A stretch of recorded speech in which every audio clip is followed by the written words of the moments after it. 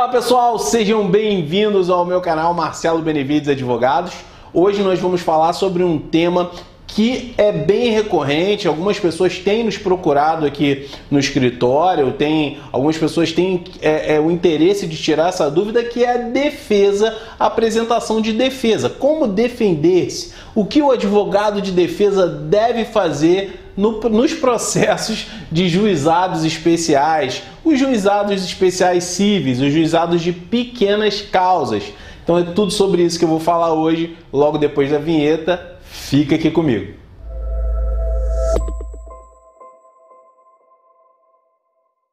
Seja bem-vindo mais uma vez. Vamos falar hoje sobre esse tema, que é um tema até um pouco diferente daquilo que a gente vem falando aqui no escritório, mas eu tenho certeza que você vai se interessar muito. A gente não tem muita matéria, muitas pessoas falando sobre isso, então eu decidi alinhar alguns tópicos relacionados a essa parte da Lei 9.099, que é a Lei dos Juizados Especiais, a lei que trata das ações de menor complexidade, para falar para você.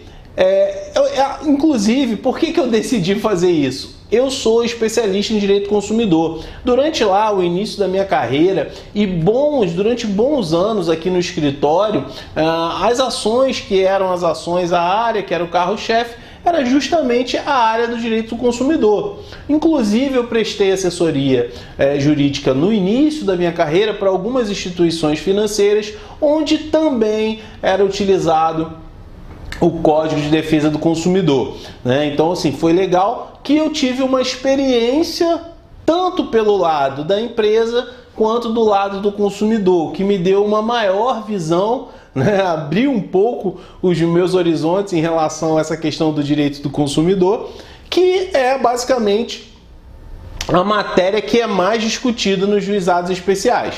Obviamente que existem outras questões, eu vou falar sobre elas aqui, eu vou falar sobre todas elas aqui hoje e eu quero compartilhar com você isso. Eu também sou especialista em direito empresarial, sou pós-graduado em direito empresarial, e a gente sabe que a maioria das pessoas que estão no polo passivo dessas ações são empresas. Então, basicamente, hoje eu vou falar para aquelas empresas que estão sendo processadas, executadas não, estou com a execução na cabeça, processadas no Juizado Especial de Pequenas Causas, e eu vou falar aqui sobre os primeiros passos, o que deve ser feito na defesa, o que é primordial que seja dito na defesa. Então, hoje eu vou falar sobre isso aqui, a importância da defesa no Juizado Especial de Pequenas Causas, tá bom? Antes de continuar, eu quero pedir para você se inscrever aqui no canal. A gente tem sempre postado vídeos às quartas-feiras, às 20 horas, mas eu posto também num outro dia da semana. Eu tenho escolhido, normalmente eu faço na segunda ou na sexta-feira. Sempre a gente tem publicado 2 vídeos por semana, tá? Então fica aqui comigo que você vai ter muito conteúdo jurídico de qualidade. Queria aproveitar também e te comunicar aqui um pedido meu, que é o seguinte: vou pedir para você se inscrever, porque a gente está com uma campanha de 10 mil inscritos. Hoje nós temos algo em torno de 7.200, 7.300 e a gente está com uma campanha de 10 mil inscritos. Quando nós atingirmos aqui no canal 10 mil inscritos, eu vou publicar uma série de 21 vídeos que vão ser escolhidos por você que nos segue, você que vai decidir, vai definir através de uma enquete que nós vamos criar aqui no nosso canal para decidir qual tema que você quer ouvir mais. É direito desportivo? É direito de família? É direito empresarial? E a gente vai fazer isso especialmente para você que nos acompanha, tá? Então vai lá e se inscreve agora. Então vamos lá, pessoal, vamos começar, vamos dar início, tá? Antes de começar, eu quero falar um pouquinho sobre a lei, tá? Que rege aí os juizados especiais cíveis, né? Que é a Lei 9.099 de 1995, tá? Então vamos lá. Então o juizado, ele tem uma lei que é a 9.099/95, tá? Essa é a lei que rege as demandas aí, o que pode, o que não pode, quais são os tipos de ações que envolve aí a questão dos juizados especiais, tá? Hoje a gente vai falar aqui um pouquinho mais sobre isso, mas eu já quero adiantar algumas questões. Por exemplo, as ações elas podem ter no máximo 40, o valor de 40 salários mínimos nacionais, tá? Então, isso é muito importante. Como a gente está falando aqui de defesa, né? A gente vai estar, na maioria das vezes, aqui falando, se direcionando a empresas. Então, essa defesa, tá? Ela está direcionada a empresas. Eu vou escrever aqui, direcionada para PJ. Né? Não que pessoas físicas não possam atuar, estar no polo passivo de ações como essa. Né? Elas até podem, e muitas vezes estão. Mas a gente está falando aqui de uma defesa direcionada para pessoa jurídica, empresas.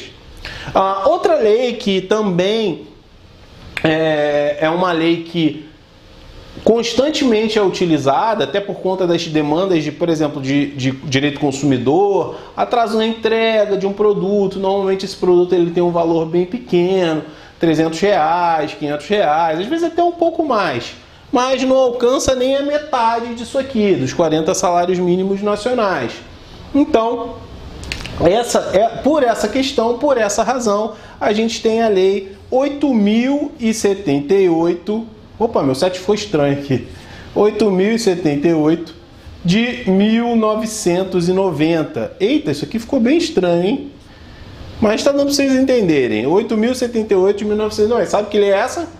Essa é a lei, né? Na verdade, aqui é o Códex Consumerista. É o Código de Defesa do Consumidor. Falando bonito hoje, ó. Códex Consumerista. Que aqui determina aqui como as relações entre empresas, né? Entre empresas e consumidores, ou seja, aquele destinatário final de um produto ou de um serviço, ela deve ser regida, tá ok? Se ficou alguma dúvida até aqui? Se ficou alguma dúvida até aqui, peço que você deixe nos comentários, que em breve a gente vai responder. A gente está recebendo muitos comentários, não dá para responder todos de uma vez, a gente tem tentado responder aos poucos, mas pode ter certeza que a gente vai se esforçar para responder todos eles assim que possível.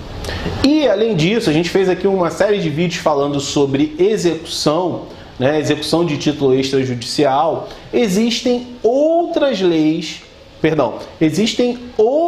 ações que podem ser interpostas também nos juizados especiais, tá? Conforme determina o artigo 3º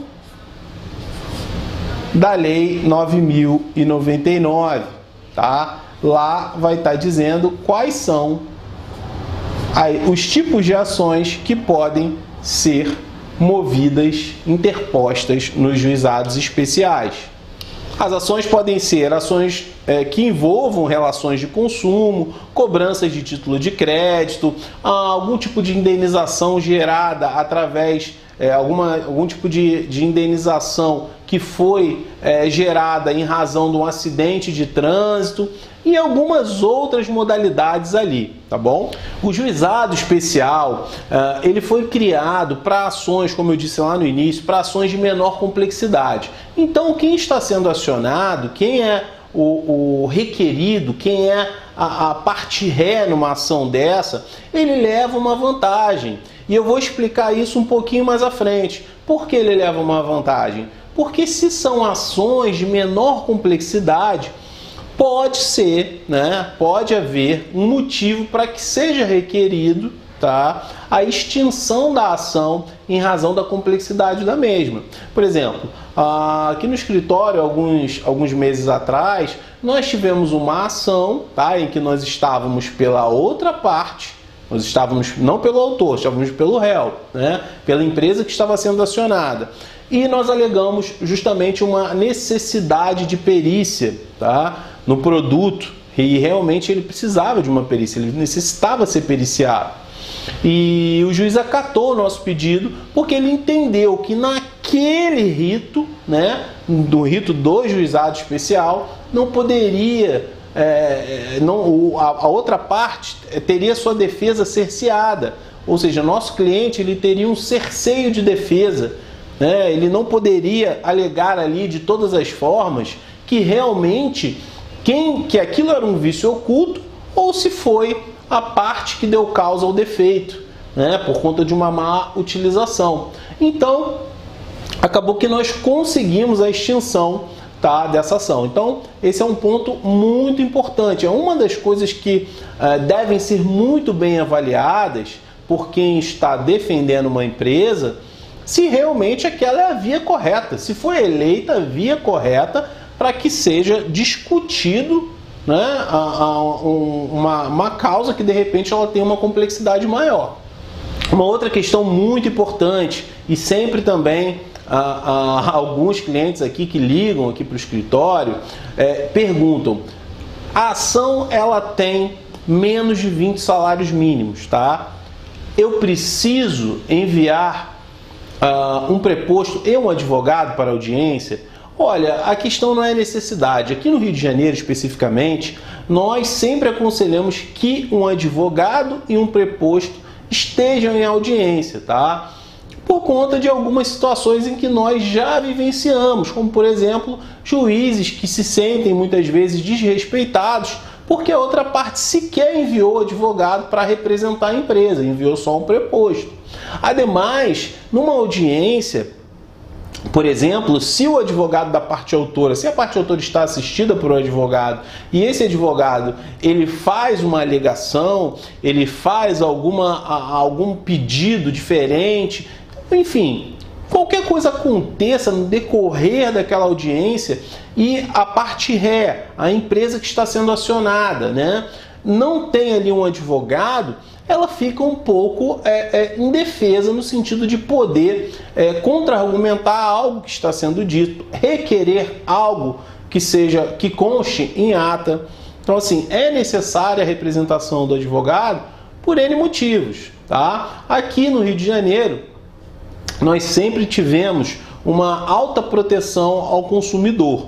Chegou um determinado momento que o tribunal ele publicou uma súmula 75, que essa súmula era a súmula do mero aborrecimento.